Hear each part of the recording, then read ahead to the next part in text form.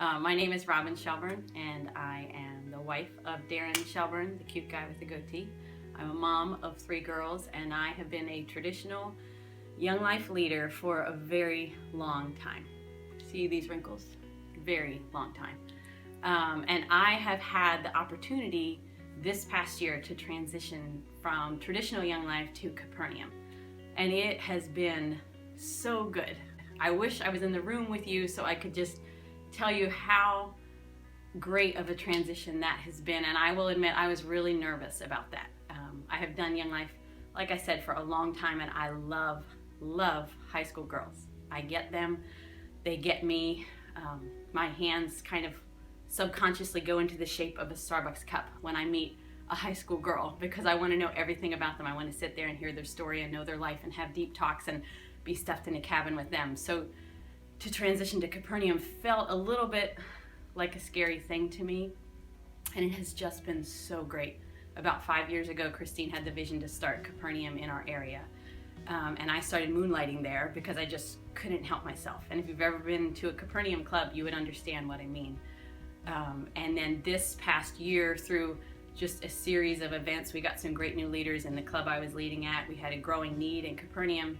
I made the switch full-time to doing that, and I have learned so much, which I think is a great thing about this mission, is that even though I've been doing Young Life for so long and I feel like I've learned how to present the gospel to traditional high school kids, now it's this whole layer of figuring out what does this gospel look like for kids with special needs.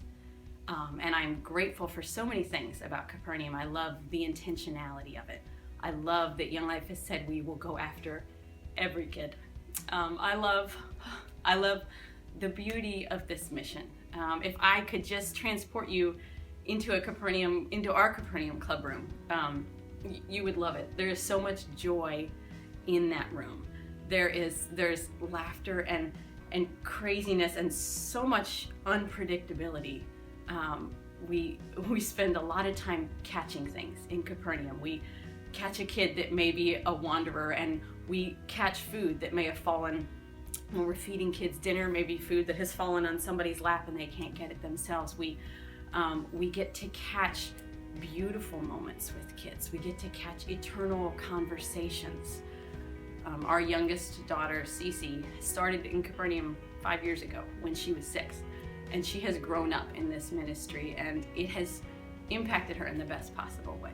When we are out now, if we're out in a store or just out and about, and she sees a kid with special needs, she'll elbow me and she'll go, "Mom, do you have a club card? Because I see a Capernaum kid." And in her mind, every kid with special needs is a Capernaum kid. We just maybe don't know them yet. And I love how it has raised her awareness for this segment of society. Say they're valuable, they're loved, and they could be my friend. And they are her friends. And when she's there on a Wednesday night, she's walking into a room of people that she loves. And I think that that is such a beautiful picture of the gospel. We have a verse that we focus on every semester in Capernaum, and this semester it is Hebrews 13:8, which is Jesus Christ is the same yesterday, today, and forever. And for me, making this transition, that has been the perfect verse, because I've been reminded with doing traditional Young Life and Capernaum that it's the same Jesus.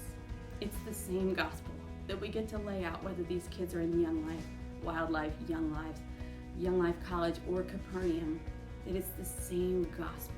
And maybe the ways we unfold it or we break it down for these kids is a little bit different, but we are always bringing them back to the fact that they can personally know Jesus, and there are people who want to love them and walk beside them and help them grow in their faith.